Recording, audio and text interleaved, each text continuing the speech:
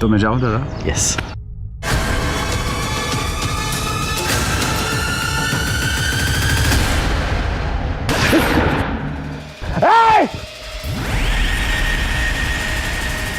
दादा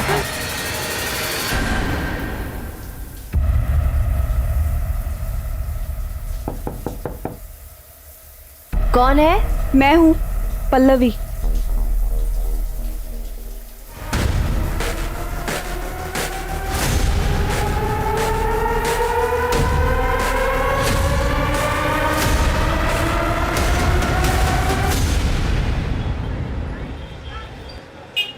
ठीक है माँ जी, मैं निकलता हूँ।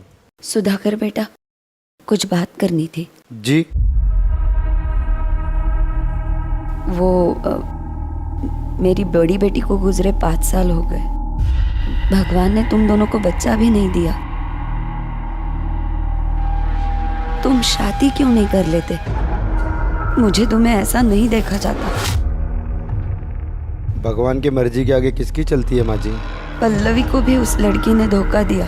मुझे तो कुछ समझ में नहीं आ रहा है, मैं क्या करूं। सुधाकर, तुम पल्लवी से शादी कर लो ना। मैं पता नहीं कितने दिन जिंदा रहूंगी। माँ जी, मैं उससे 20 साल बड़ा हूँ। लोग क्या कहेंगे?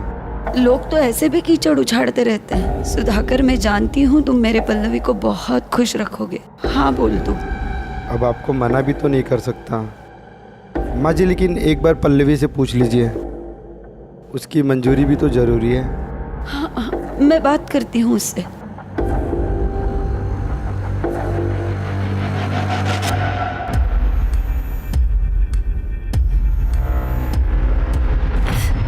देख बेटा, सुधाकर बहुत अच्छा आदमी है।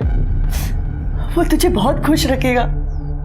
तेरा किसी लड़के के साथ चक्कर होता ना तो भी ठीक था, लड़की के साथ।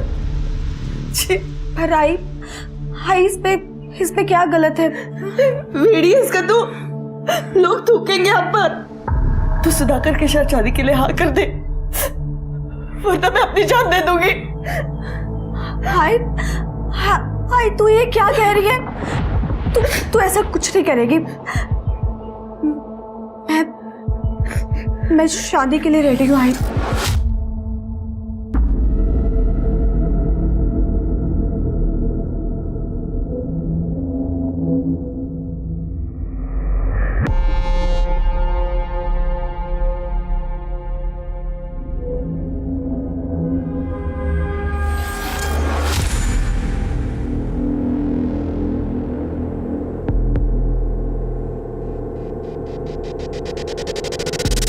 कहते हैं इंसान के स्वार्थ की कोई सीमा नहीं होती। कुछ मतलबी लोग सिर्फ अपनी ही भलाई के बारे में सोचते हैं, फिर भले दूसरों को इसकी कितनी ही बड़ी कीमत क्यों न चुकानी पड़े। वो ये भी नहीं सोचते कि उनके फैसले का दूसरों की जिंदगी पर क्या असर होगा। अपना उद्देश्य पाने की अंधी दौड़ में उन्हें और कुछ दिखाई नहीं देता। आज का ये केस कुछ ऐसे ही लोगों के गलत फैसलों, उनके स्वार्थ और उससे बुरी तरह प्रभावित हुई कुछ मासूम जिंदगियों की दिल दहला देने वाली कहानी है।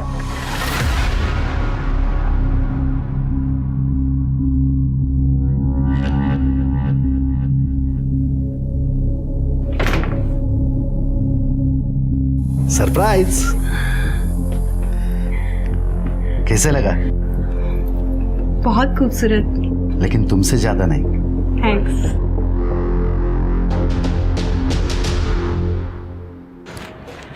दादा, वो सीलिंग कॉन्ट्रैक्टर मेहता सेठ का फोन है, पैसे मांग रहे हैं। उनसे कहो अगले हफ्ते दे देंगे। ठीक है। मेहता सेठ का, मेरी अभी दादा से बात हुई है। दादा बोल रहे 1 हफ्ता रुको। अरे नहीं, ऐसी बात नहीं है सर। अरे क्या हुआ रामू, क्यों रो रहे हैं? सर, मेरी माँ बहुत बीमार है, मुझे छुट्टी चाहिए। अरे जाओ। अरे सुनो, कुछ पैसे रखो और कुछ जरूरत लगी तो फोन कर देना।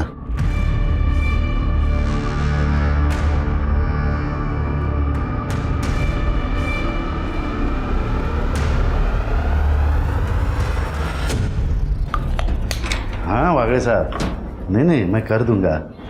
अरे मैं कर दूंगा, बोला ना।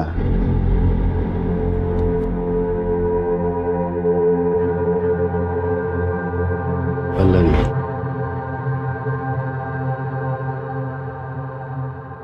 ये क्या कर रहे हैं आप? मेरा बिल्कुल भी मूड नहीं है। ठीक है, तुम्हारा मूड कैसे ठीक करना है मुझे आता है। एक सेकंड, ये तुम्हारे लिए है। ये मुझे रात में पहन के दिखाना, मैं इंतजार करूंगा। ठीक है। मैं आता।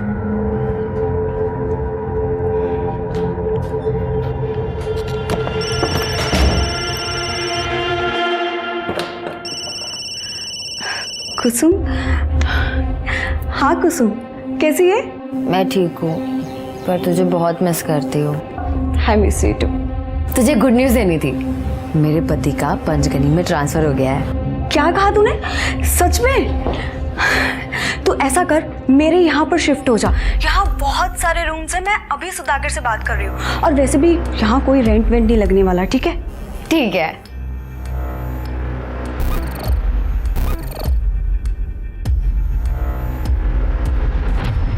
सुधाकर भाई, पैसा क्या रहो पूछो।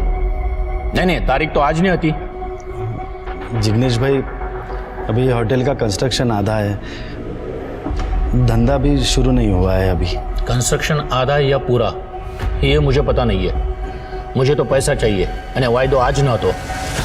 प्लीज़ जिग्नेश भाई, और थोड़ी मोहलत दे दीजिए ना प्लीज़। ठीक है, 2 महीने की मोहलत देता हूँ, उसके बाद में पैसा चाहिए।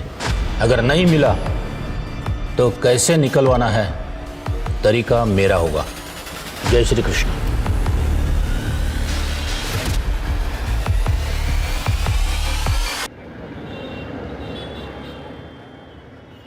मुझे आपसे एक बात करनी है। वो मेरी एक फ्रेंड है कुसुम, वो और उसके हस्बैंड हमारे ही शहर में रहने के लिए आ रहे हैं। तो मैं सोच रही हूँ कि क्यों ना हम उन्हें यहाँ अपने साथ रख लें।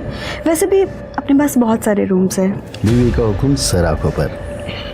सरकार, मैंने आपकी बात कभी टाली है? बुला लीजिए।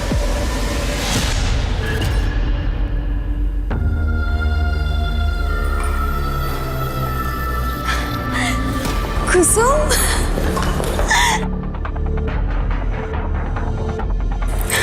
हाय। हाय। मैं अभी अपने हस्बैंड को बुलाती हूँ। Sudhakar,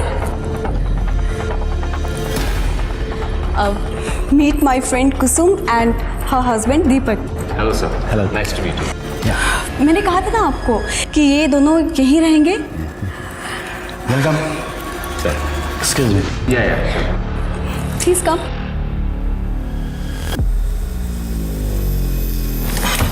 please welcome.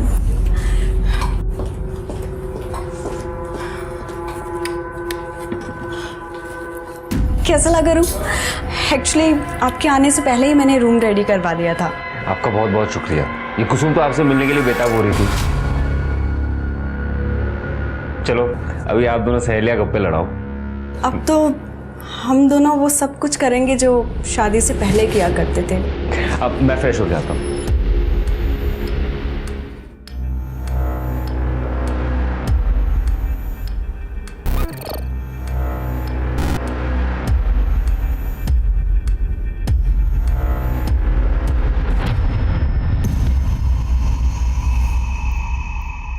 कैसे हो दादा?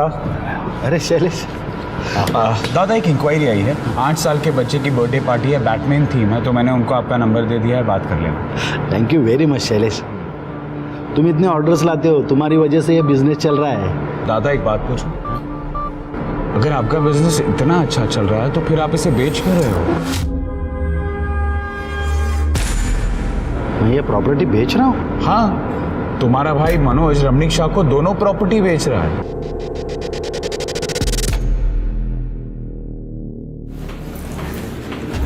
लीजिए चाय लीजिए। चाय। अरे रमणीक भाई, मुझे आपकी जुबान पे पूरा भरोसा है। मैं देखती हूँ। अरे दादा तुम्ही मनोज कहाँ है? अंदर है वो रमणीक भाई के साथ। मनोज, तुमसे कितनी बार कहा है, जब तक मैं जिंदा हूं तब तक ये होटल नहीं बेचूंगा। और रमनिक भाई, यहाँ पे कोई डील नहीं हो रही, निकलो ऐसे, गेट आउट। अरे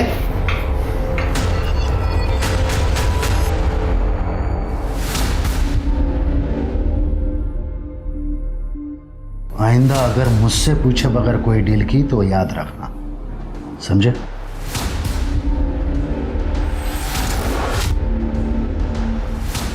चाहे कुछ भी हो जाए, अब तो ये सब कुछ बेच के रहूंगा।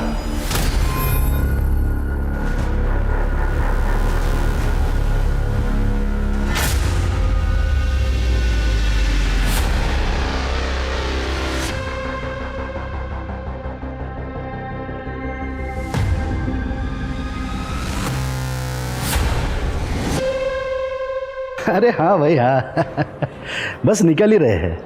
या पल्लवी को भी तो साथ लेकर आ रहे हैं भाई। या बाय। Excuse me sir. या सर, मैंने सुना है आपकी न्यू होटल स्टार्ट हुई है।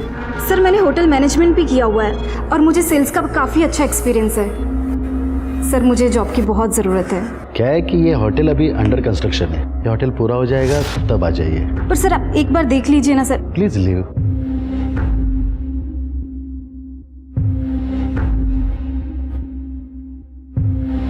रख लीजिए ना, वैसे भी होटल तो बन ही रहा है, आज नहीं तो कल स्टाफ की ज़रूरत तो पड़ने ही वाली है। And in fact she is looking very beautiful, graceful and well educated. सरकार आपके आगे कोई बोल सकता है? जैसे आपकी मर्जी। अरे हाँ भाई, निकल चुके। या सर, या thank you so much ma'am. हमने तुम्हें जॉब पर रख तो लिया है, लेकिन तुम्हें वो सब कुछ करना होगा जो मैं तुम्हें कहूँगी। ओके मैम, मैं कुछ भी करूँगी।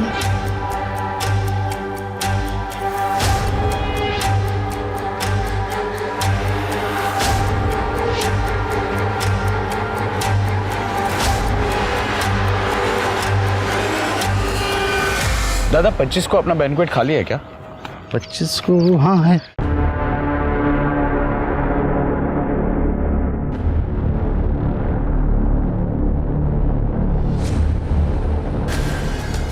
तो मैं जाऊं दादा? Yes.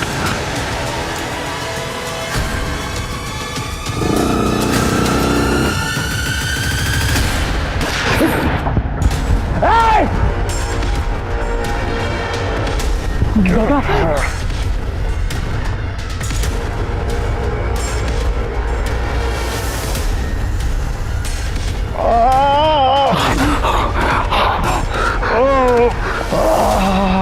Hello doctor Pawar, Sudhakar दादा को गोली लगी, आप जल्दी आ जाओ प्लीज।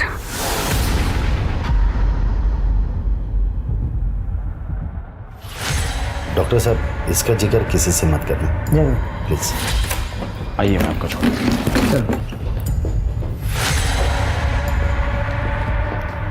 मुझे बहुत ज़्यादा टेंशन हो रही है, हम पुलिस स्टेशन चलते हैं कंप्लेंट करने के लिए। अरे नहीं, शायद ये मनोज का काम होगा। पुलिस केस हो गया ना तो अपने होटल का नाम उछलेगा, बिजनेस पर असर होगा। अरे तुम टेंशन मत लो, अरे गोली सिर्फ छूकर चली गई है।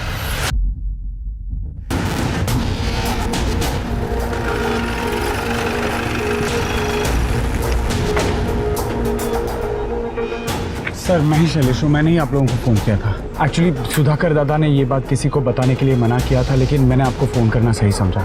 लेकिन हुआ क्या है? सर मैं उनके बैंक्वेट के बारे में इंक्वायरी करने यहाँ आया था। हम लोग दोनों यहीं पर ही बात कर रहे थे और जैसे ही हमारी बात हुई, मैं अपनी गाड़ी की तरफ जा रहा था, वो अपनी गाड़ी की तरफ जा रहे थे। मैंने गोली की आवाज़ सुनी तो मैं बाहर आके देखा तो 2 आदमी बाइक पे खड़े थे और दादा पे फायर किया और मैंने उनको पकड़ने की कोशिश भी की सर, लेकिन नहीं पकड़ पाया। कहाँ से आए थे वो लोग? जंगल के रास्ते से, यहाँ से सीधे गए थे और यहीं से ही आए थे। इस वाले रास्ते से? हाँ सर। और सुधाकर जी कहाँ खड़े थे? यहाँ पे गिर गए थे वो। और फायर यहाँ से हुआ? फायर यहाँ से हुआ था, यहाँ पे गिर गए। गोली कहाँ लगी थी सुधाकर जी? सर गोली उनके हाथ को छूकर चली गई। खड़े जरा वहाँ चेक करो सर, बुलेट मिलती है क्या?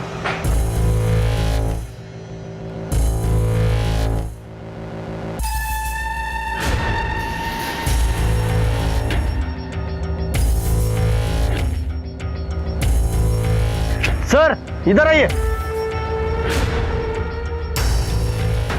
ये देखिए सर, ये बुलेट मिली है।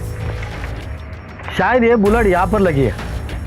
और यहाँ से फिर इधर नीचे गिरी थी। कट एक काम करो, इस बुलेट को बैलिस्टिक के लिए भेजो। सर, सुधाकर जी कहाँ हैं अभी? अपने रूम में आराम कर रहे हैं। ओके, यहाँ पे सीसीटीवी तो होगा ना? हाँ सर, है ना। फुटेज चाहिए थी। आइए मैं दिखाता हूँ। सर, गोली छू कर निकली है, कोई बड़ा जख्म नहीं है। लेकिन फिर भी आपके ऊपर हमला हुआ है सर। अच्छा, आपकी किसी से कोई दुश्मनी, कोई झगड़ा वगैरह? नहीं सर, किसी से दुश्मनी नहीं है और हमें कंप्लेंट भी नहीं करनी है। Are you sure? 100%। ठीक है, चलो।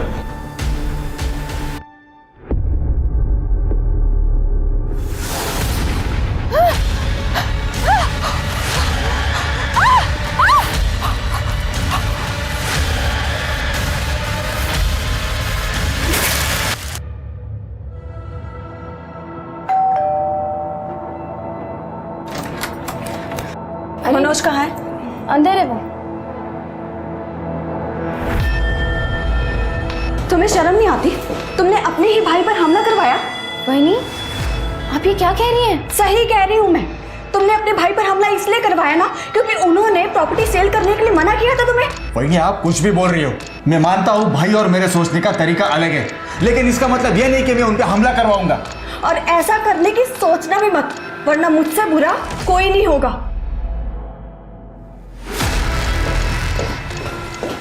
ये वहीनी जो कह रही थी वो सच है? अरे कायपन काय बोलते कविता, तेरी कसम मैंने ऐसा कुछ नहीं किया। सर, सुधाकर पे जिस गन से फायर किया गया था उसकी बैलिस्टिक रिपोर्ट के हिसाब से वो देसी कट्टे से फायर हुआ था सर। अच्छा, और क्राइम सीन का सीसीटीवी फुटेज भी मिला है। ये देखिए, ये दो लोग हैं, बाइक से जा रहे हैं। बाइक में नंबर प्लेट भी नहीं है सर। आई विटनेस के डिस्क्रिप्शन के हिसाब से एक का डिस्क्रिप्शन मैच भी कर रहा है, और जिसने फायर किया था वो लेफ्ट हैंडेड है। एक काम करो श्रीके, क्रिमिनल लिस्ट में देखो कौन लेफ्ट हैंडेड शूटर है और अपने खबरों को अलर्ट कर दो। ये सुधाकर ने कंप्लेंट की थी? नहीं सर। तो ये भी पता करो सुधाकर ने कंप्लेंट क्यों नहीं की थी। Okay sir.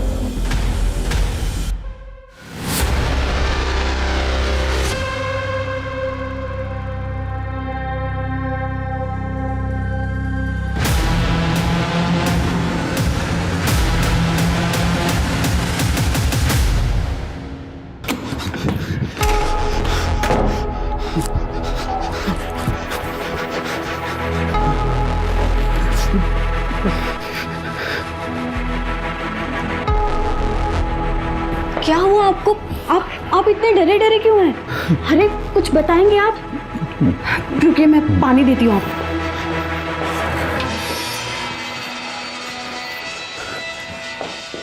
लीजिए।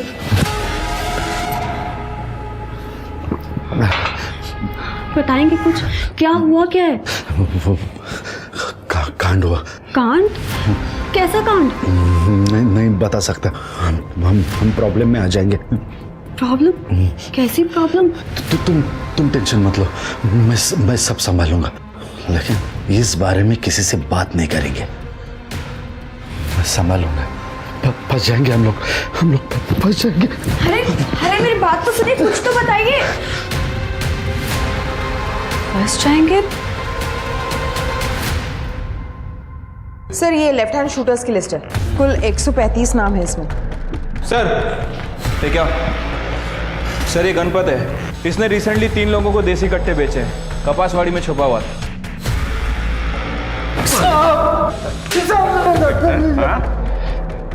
सब मारो मत। इन 3 जनों को बेचा था, नाम बता। सब बताता हूँ सब।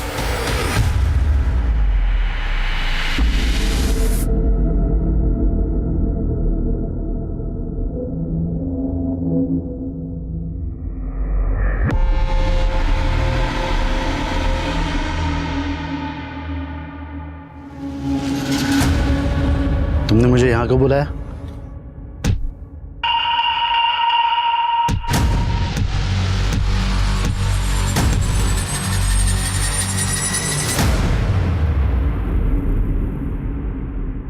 हॅलो, अगं नाही, विदाऊट साखरेचा चहा पितोय. साखर बंद. नाही ना, बंद. यस सर, हमारी सस्पेक्ट लिस्ट में से गणपत ने ऐसे 3 लोगों को पहचाना है जिसने उसे रिसेंटली देसी कट्टे बेचे थे. लेके आओ तीनों को। ठीक सर, एक मिनट। हेलो, क्या? ठीक है सर, एक बॉडी मिली है।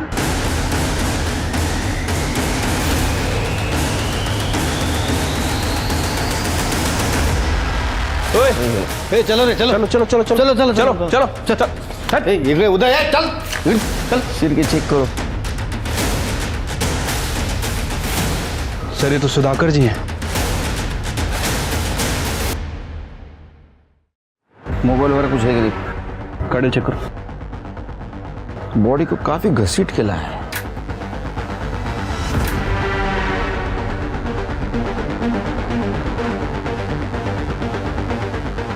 अरे इधर ये मनोज माने रहता है ना? हाँ सर, ये बाकी बंगले तो खाली हैं, लेकिन मनोज उस बंगले में रहता है। बॉडी को पोस्टमार्टम के लिए भेज दो।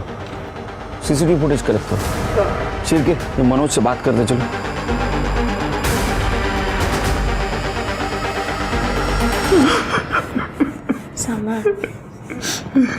हे भगवान, कैसे हुआ? तुम्हारे भाई की लाश तुम्हारे घर के बाहर मिलती, ये तुम्हें अजीब नहीं लगता? सर मैं खुद परेशान हूँ कि हमारे घर के बाहर मेरे दादा की लाश कैसे? सर दादा बहुत अच्छे इंसान थे, हमेशा सबकी मदद करते थे। ये कौन? ये हमारे पेइंग गेस्ट है, कुसुम और दीपक। आपको मालूम है इस मर्डर के बारे में? नहीं सर, हमें भी अभी अभी पता चला है। जब तक इन्वेस्टिगेशन जारी है आप लोग शहर छोड़ के बाहर नहीं जा सकते।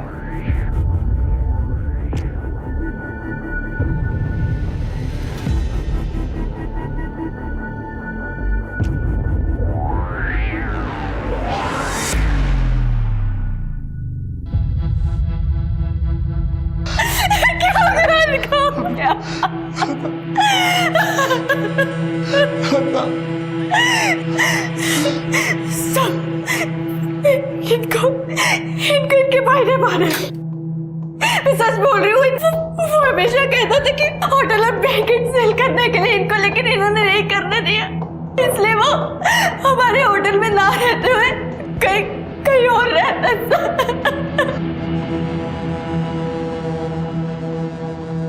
सर गणपत ने जिन 3 लोगों को पहचाना था उसमें से 2 लोग यूपी और झारखंड में हैं, लेकिन एक बंदा है जिसे रिसेंटली पंचगनी में देखा गया है। विनोद नाम है उसका। उठाओ उसको। ठीक है सर। ये सब मैं जीता। अरे अगला बहुत शौक है ना लोगों का सुपारी लेने का। सुधाकर को तू नहीं टपकाया ना? नहीं साहब, वो रमनीक शाह ने मुझे सुपारी दिया था सुधाकर को मारने का, लेकिन मेरा निशाना चूक गया साहब, मैंने नहीं मारा उसे। पहले हमले की नहीं, दूसरे की बात कर रहा हूँ। दूसरा हमला? साहब मैंने दोबारा हमला नहीं किया, वो तो मामला ठंडा होने तक मैं यहाँ पे छुप कर बैठा था। माँ कसम मैंने सुधाकर को नहीं मारा है। अरे उठाओ इसे।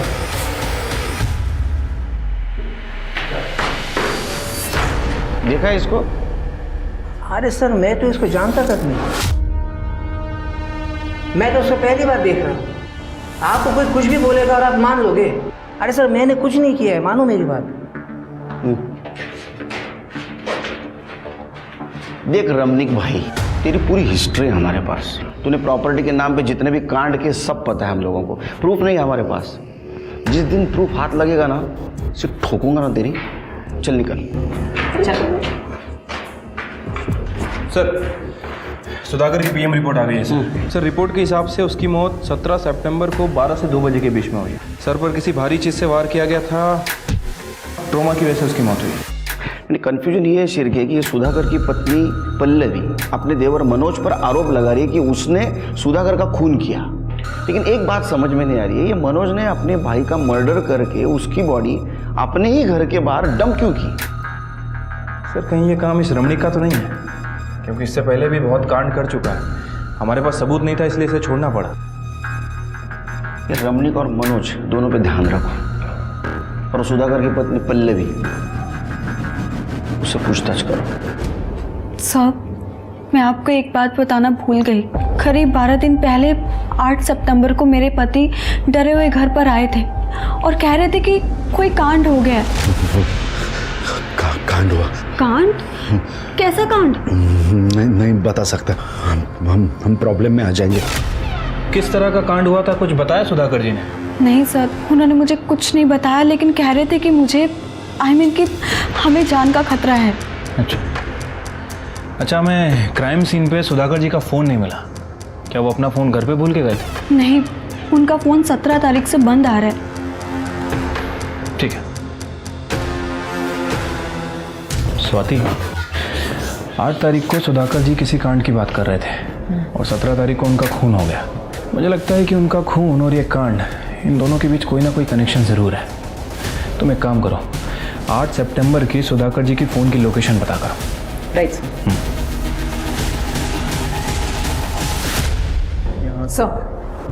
सर, सुधाकर की 8 सितंबर की फ़ोन लोकेशन डिटेल्स।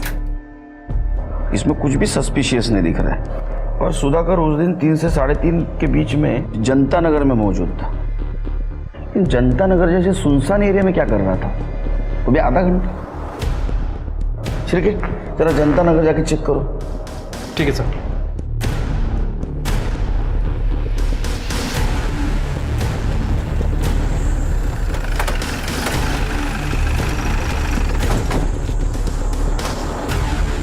सुधाकर जी के फ़ोन की लोकेशन यही थी ना? हाँ सर। जरा चेक करो, कुछ मिलता है क्या?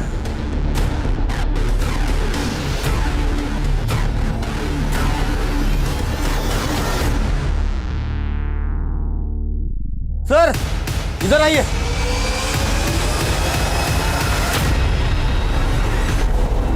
ये देखिए सर,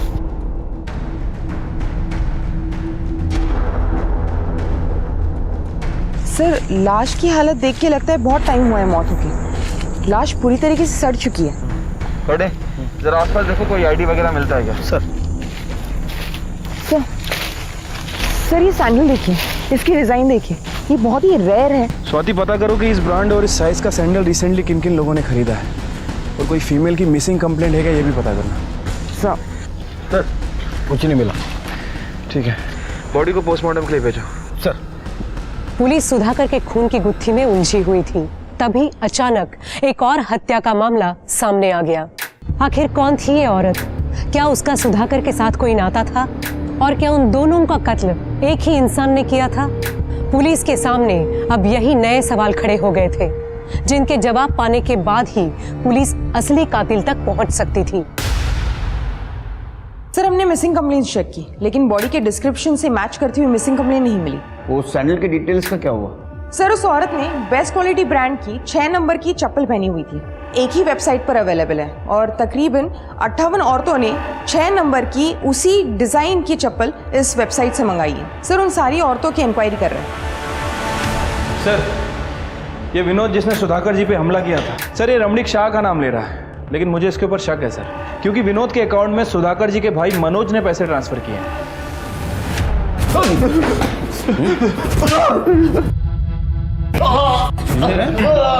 तेरे बैंक अकाउंट से विनोद के बैंक अकाउंट में पैसा ट्रांसफर हुआ है। तुम दोनों ने मिलकर मारा तेरे भाई को। सर मैं मानता हूँ, मैंने और रमणीक भाई ने सुधाकर दादा को मारने का प्लान किया था, लेकिन हम लोग कामयाब नहीं हुए थे सर। लेकिन सेकंड टाइम तो कामयाब हो गया ना तू? नहीं सर, मैंने पहली बार भी कुछ नहीं किया था और सेकंड टाइम तो मैंने कोशिश भी नहीं की थी। मुझे तो खुद इस बात पे पछतावा है कि मैंने सुधाकर दादा को मारने का प्लान किया भी कैसे।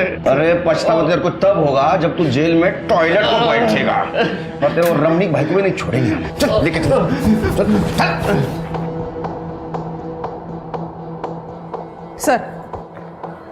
सर, बेस्ट क्वालिटी ब्रांड की सैंडल खरीदने वाली 57 औरतों से हमारी बात हुई है। सारे के सारे सही सलामत है, सिवाय एक औरत के। उसका नाम शोभा मेहता है, यही के बिजनेसमैन प्रकाश मेहता की बीवी है वो। सर, लेकिन शोभा मेहता की कोई भी मिसिंग कंप्लेंट दर्ज नहीं हुई है। तो इसका मतलब सुधाकर जिस कांड के बारे में बात कर रहा था, शायद वो यही कांड होगा। क्या ये सुधाकर शोभा मेहता को जानता था? ये दोनों के मर्डर का आपस में कुछ ना कुछ कनेक्शन जरूर लग रहा है। प्रकाश मेहता से बात करो। सर,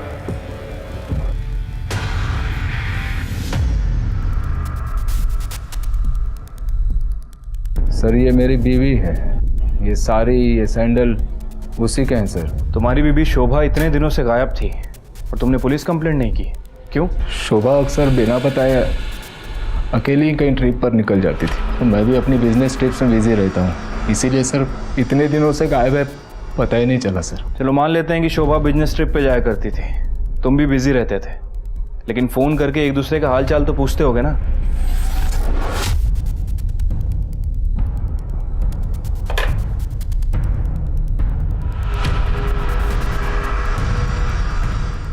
अच्छा, तुम किसी सुधाकर माने को जानते हो? सर नहीं देखो शिरके, मैं क्या बोल रहा हूँ। सर, शोभा की पोस्टमार्टम रिपोर्ट। सर, रिपोर्ट के हिसाब से शोभा की मौत गला घोटने की वजह से हुई है, रस्सी का इस्तेमाल हुआ और 8 सितंबर को दोपहर 2 से 4 बजे की उसकी मौत हुई है, जिससे सुधाकर का टावर लोकेशन मैच होता है। सर मुझे एक बात समझ नहीं आ रही है, ये प्रकाश की बीबी शोभा इतने दिनों से गायब है और इसे कोई खबर ही नहीं, और उसने जो कारण बताया सर वो तो बिल्कुल भी डाइजेस्ट नहीं हो रहा है। ये प्रकाश की कुंडली निकालो, देखो ये सच बोल रहा है झूठ। ठीक है सर, मैं उसकी कुंडली निकालता हूँ।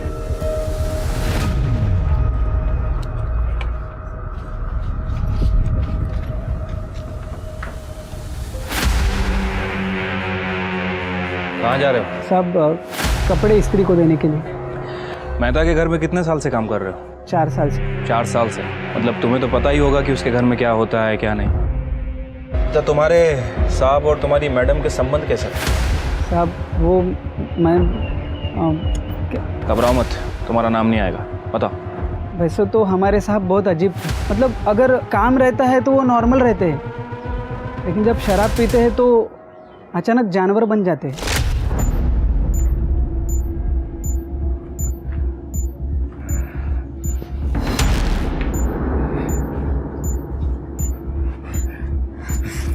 आप फिर से पी के आ गए? तो चल निकल। अरे बेडरूम में तो चलिए। तो ये क्या है? घर है मेरा, जहाँ मेरा मन करेगा मैं वहां मजे करूं। सुन, तू मेरी बीवी है, मेरी बात माननी पड़ेगी तुझे। तू कहाँ जा? इधर ही रुक और देख, मजा आएगा तुझे। चल रुक जाइए ना, छोड़ दीजिए मुझे। प्रकाश साहब तो अपने दोस्तों के सामने भी शोभा मैडम के साथ बहुत बार ज़बरदस्ती करते थे। सब मैडम का कोई नहीं था ना, इसलिए मैडम सब कुछ बर्दाश्त करने लगी और कुछ दिनों बाद घर के बाहर रहने लगी। तुम्हें लगता है कि ये प्रकाश तुम्हारी मैडम का मर्डर कर सकता है? साहब ये मैं कैसे बोल सकता हूँ, मुझे जो कुछ पता था मैंने आपको बता दिया साहब। अब मैं जाऊँ, नहीं तो साहब गुस्सा करेंगे। ठीक है, जाओ। स्वाति, ये प्रकाश एक नंबर का कमीना आदमी है। मुझे लगता है कि इसने अपनी बीवी का मर्डर किया है या फिर किसी से करवाया है, और ये सब होते हुए उस सुधाकर ने देख लिया था, तो इस प्रकाश ने सुधाकर को भी रास्ते से हटा दिया। हाँ सर, हो सकता है, पॉसिबिलिटी तो है। एक काम करो, शोभा और सुधाकर इनकी और डिटेलिंग करो, आई एम श्योर कुछ ना कुछ हाथ जरूर लगेगा। सर हमें तुम्हारे घर की तलाशी लेनी है। हाँ, शौक से लीजिए। कड़े सर।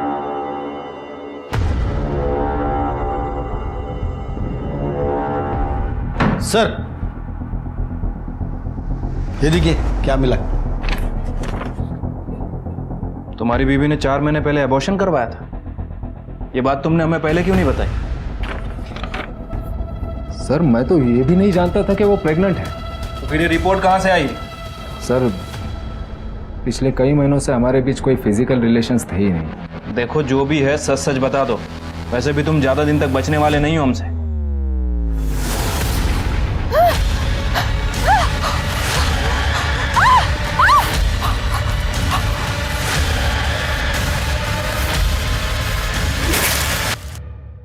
सर, शोभा के कॉल रिकॉर्ड में एक पर्टिकुलर नंबर मिला है जिससे शोभा लगातार 6 महीनों से टच में थी। लेट नाइट्स कॉल्स भी किए गए और बहुत सारे रोमांटिक मैसेज भी भेजे गए, और सभी मैसेज का शोभा ने जवाब भी दिया है। इसका मतलब इसका कहीं एक्स्ट्रा मैरिटल अफेयर चल रहा होगा। हाँ सर, हो सकता है, लेकिन शोभा ने यह नंबर अपने फ़ोन में सेव नहीं किया था। हो सकता है कि उसे डर था कि शायद ये बात उसके पति को पता चल जाए। हमने पता किया है सर, ये नंबर राजीव देशमुख के नाम रजिस्टर्ड है, और शोभा के घर में हमें उसकी अबॉर्शन रिपोर्ट मिली थी। उससे कुछ खास इन्फॉर्मेशन नहीं मिली, लेकिन इस राजीव देशमुख का फ़ोन 8 सितंबर को उसी जगह एक्टिव था जहाँ शोभा की बॉडी मिली, जनता नगर। तो हो सकता है राजू देशमुख ने शोभा मेहता को मारा हो। राजू को ढूंढो जल्द से जल्द। ठीक है सर। सर मनोज के पेइंग गेस्ट कुसुम और दीपक दोनों की इंफॉर्मेशन निकाली। वो पहले सुधाकर के होटल में रहते थे, लेकिन कुछ दिन पहले वो मनोज के यहाँ शिफ्ट हुए। सर ये कुसुम और सुधाकर की बीवी पल्लवी पुराने दोस्त हैं। फिर पता करो कि वो सुधाकर के होटल से क्यों शिफ्ट हुए थे। सर होटल छोड़ा नहीं था, छोड़ना पड़ा था। सर एक दिन मैं भैया से बात करने के लिए होटल चला गया था, तो मैंने देखा कि हॉल में भैया और दीपक में किसी बात पे झगड़ा चल रहा था। इसके आगे एक लफ्ज भी कहा ना तो यहीं पे मार डालूंगा। अपनी बीवी को उठा और आज ही हमारा घर छोड़कर चला जा। तुम्हारी शक्ल भी नहीं देखनी मुझे। दादा दादा छोड़िए आप, चलिए आप चलिए।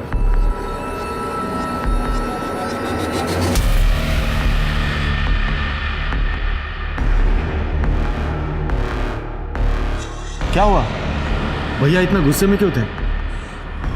वो तो मैं अभी बता नहीं सकता, लेकिन उन्होंने कहा है कि घर छोड़ के जाने के लिए। फिलहाल तो मुझे एक रहने के लिए बंदोबस्त करना होगा। तो एक काम करो ना, मेरे यहाँ एक कमरा खाली है, तुम और तुम्हारी बीवी आ जाओ। यहाँ जितना रेंट दे देते हो उतना ही दे दो।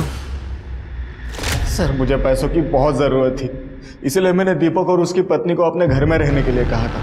होगी ना पैसों की ज़रूरत, क्योंकि भाई की सुपारी देने में तेरा पूरा पैसा खर्चा हो गया था। ये झगड़ा किस टाइम और किस वक्त हुआ बता दो। सर राजीव देशमुख की डिटेल्स निकाली है, पता चला है कि उसकी मौत 1 साल पहले ही हो गई थी। अच्छा, इसका मतलब उसका नंबर कोई और यूज कर रहा है। ये राजीव देशमुख के बारे में पता करो, माजरा क्या है। ठीक है सर। सर सुधाकर के होटल की 11 तारीख की सीसीटीवी फुटेज।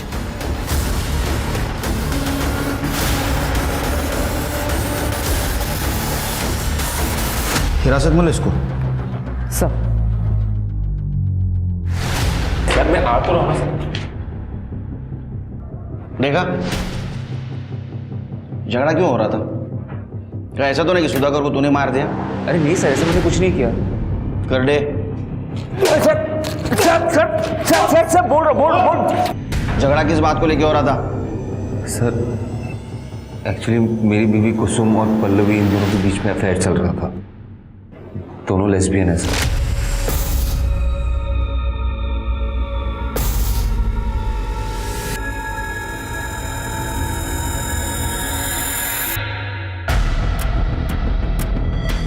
अरे आ गए तुम? उन दोनों पे मुझे शक होने लगा था।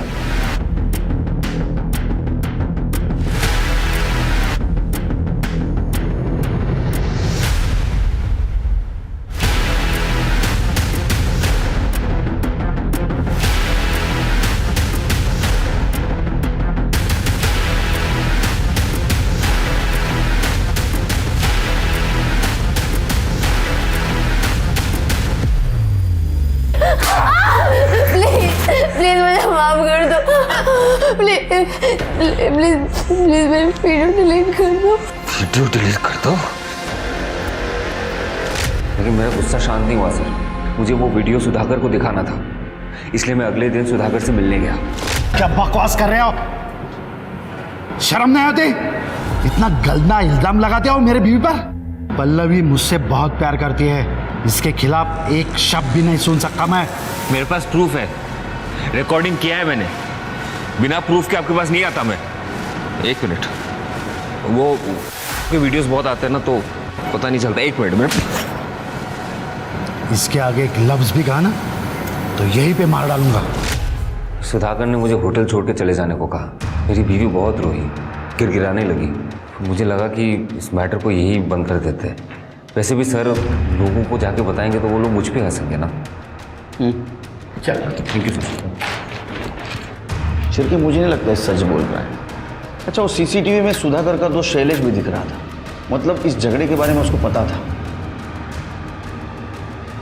हमसे क्यों नहीं बोला उसने? ये सब मैं कैसे बताता सर? बड़ी शर्म की बात। सुधाकर अपनी बीवी पे बहुत भरोसा करता था, लेकिन एक दिन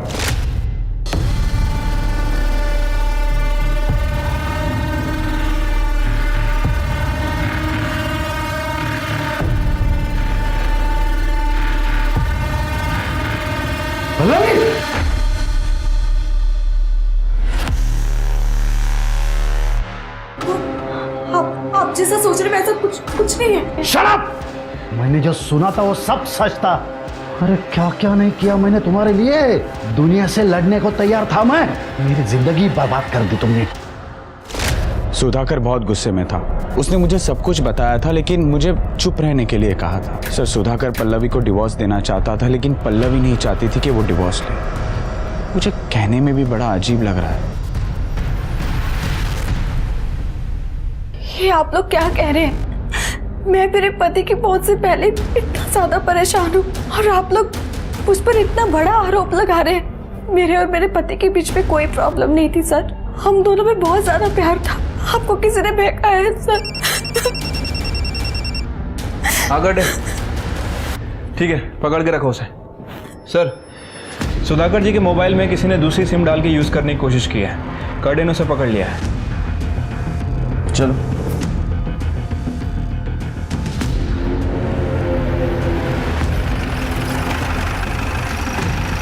सर, सुधाकर का मोबाइल इसको ही मिला था या एरिया मध्ये।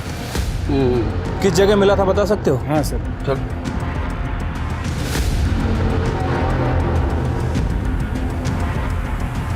यही वो मुझे फोन मिला। ब्लड। सर, यहाँ तो सुधाकर जी की बॉडी मिली थी। ये मनोज माने का घर भी इधर ही है ना? हाँ सर।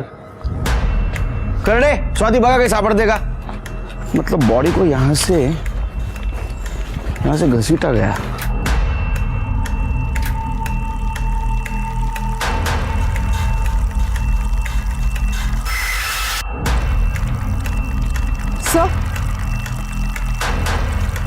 सर ये देखिए, ये चेन मिली है। तो मारने वाले की हो सकती है।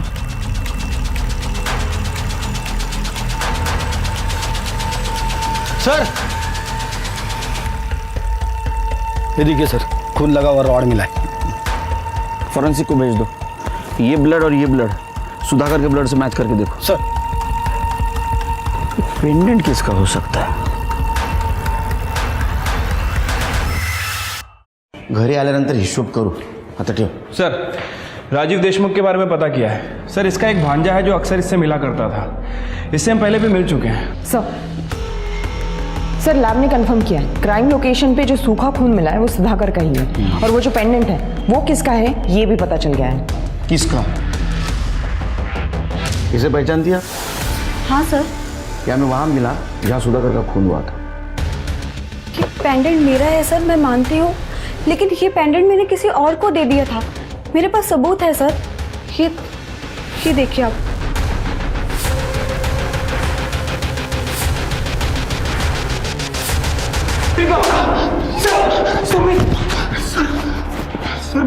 सर, आपको कुछ गलतफहमी हुई है। मैं बेकसूर हूँ सर। गलतफहमी हमें नहीं, गलतफहमी तुझे हुई है। ये देख, ये तेरे मामा राजीव देशमुख का फोन है जिसे तू पिछले 1 साल से यूज कर रहा है उन्हीं के सिम कार्ड से। मैसेज दिखा। ये देख, इसमें तूने शोभा को शादी का वादा किया था। और एक और बात, ये देख, 8 तारीख को तेरे फोन का लोकेशन जनता नगर। अब बोलेगा चमत्कार दिखाओ। करने गया ला। सर, मेरा और शोभा का अफेयर चल रहा था। अभी बोला। शोभा अपने पति से बहुत परेशान थी सर, इसलिए वो मुझसे प्यार करने लगी। उसका अबॉर्शन कराने के बाद वो मुझसे शादी करने की बहुत जिद कर रही थी। मैं तुमसे शादी नहीं कर सकता, मैं शादीशुदा हूँ। शोभा, मुझे लगा कि हम लोग सिर्फ टाइम पास कर रहे हैं, लेकिन तुम तो कुछ ज्यादा ही सीरियस हो गई। मुझे धोखा दिया? नहीं। मेरा इस्तेमाल किया? नहीं शोभा, मैं तुमको नहीं छोड़ूंगी। शोभा, तुम्हारे घर वालों को बता दूंगी तुम क्या चीज हो। छोड़ो मुझे। नहीं। शोभा मुझे बहुत धमकियां दे रही थी सर, इसलिए मैंने उसे माफी मांगकर जनता नगर मिलने के लिए बुलाया। और फिर सुधाकर अपने क्लाइंट से मीटिंग करके हाईवे से गुजर रहा था। मुझे देखकर वो मेरे पीछे आया और उसने मुझे खून करते हुए देख लिया।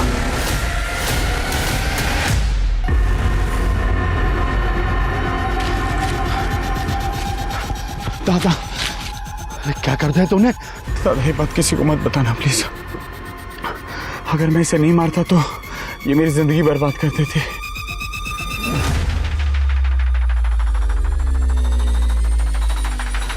सुधाकर ने दोस्ती की खातिर मेरे राज को राजी रखा,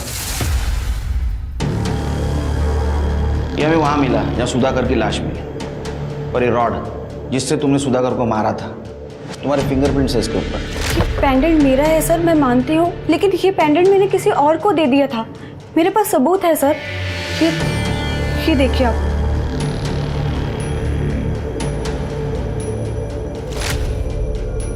स्वाति बताइए।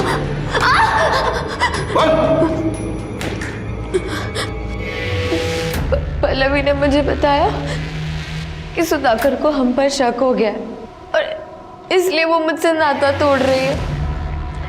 मैं फिर पल्लवी से मिलने होटल गई। आप जैसा सोच रहे वैसा कुछ भी नहीं है। क्या कुछ नहीं है? मैंने मेरे आंखों से देखा है। आपने सब कुछ गलत देखा है। ऐसा कुछ गलत नहीं देखा है मैंने। विश्वासघात किया है तुमने मेरे साथ। आप गलत समझ रहे हैं, ऐसा कुछ भी नहीं है। मुझे यकीन हो गया सुधाकर हमारे रिश्ते के बीच आ रहा है। वो मुझे पल्लवी से मिलने नहीं देगा। ये सोचकर मेरी बेचैनी बढ़ती गई। मैं पल्लवी को फिर से खोना नहीं चाहती थी सर। मैंने फिर सुधाकर से बात करने की रिक्वेस्ट की और उससे मिलने बुलाया। तुमने मुझे यहाँ क्यों बुलाया?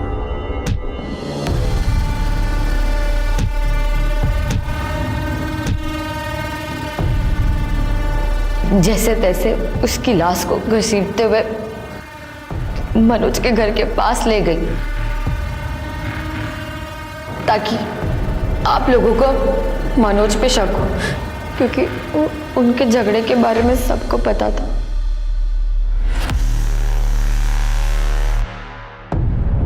मैंने दीपक के मोबाइल से पल्लवी और मेरी वीडियो भी डिलीट कर दी। जिस पल्लवी के लिए तुमने इतना सब किया, उस पल्लवी का मोनिका के साथ अफेयर शुरू हो गया। क्या? नहीं, ऐसे नहीं हो सकता। पल्लवी मुझसे प्यार करती है। ये झूठ है। ये सच है। पल्लवी का दूसरा अफेयर मोनिका के साथ चल रहा था और इसीलिए वो तुम्हें अपने से दूर करना चाहती थी, और सुधाकर का और उसका झगड़ा भी इसी बात को लेकर हो रहा था।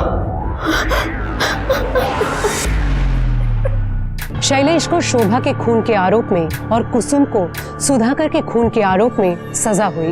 इंसान जिंदगी में जो भी चाहे, जरूरी नहीं कि उसे वो सब कुछ मिल जाए। इस बात का दुख और मलाल लाजमी है, लेकिन अपने स्वार्थ के लिए मनचाही चीज हासिल करने की जिद में किसी की जान लेना कभी सही नहीं हो सकता। हम अपनी जिंदगी में कुछ चीजें पाते हैं और कुछ चीजें हमें मजबूरन खो देनी पड़ती है, लेकिन उन खोई हुई चीजों को फिर से पाने के चक्कर में कहीं हम कोई गुनाह तो नहीं कर रहे हैं। इस बात का हमेशा ध्यान रखिए। अब मैं सोनाली कुलकर्णी आपसे विदा लेती हूँ। फिर मिलेंगे क्राइम पेट्रोल सतर्क जस्टिस रीलोडेड में एक नए केस के साथ। तब तक अपना और अपने परिवार का ख्याल रखिए। मास्क पहनिए, सैनिटाइजर का इस्तेमाल कीजिए और उचित दूरी बनाए रखिए। देखते रहिए क्राइम पेट्रोल सतर्क। जय हिंद।